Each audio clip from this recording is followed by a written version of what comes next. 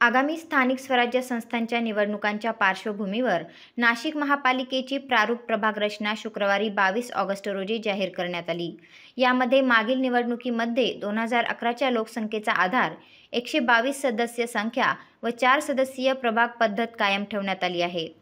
त्यामुळे 2017 प्रमाणेच प्रभाग रचना जैसे थे राहिली असल्यानं माजी नगरसेवकांना सोयीस्कर असलेले प्रभागच राहिल्याचं बोललं जात आहे।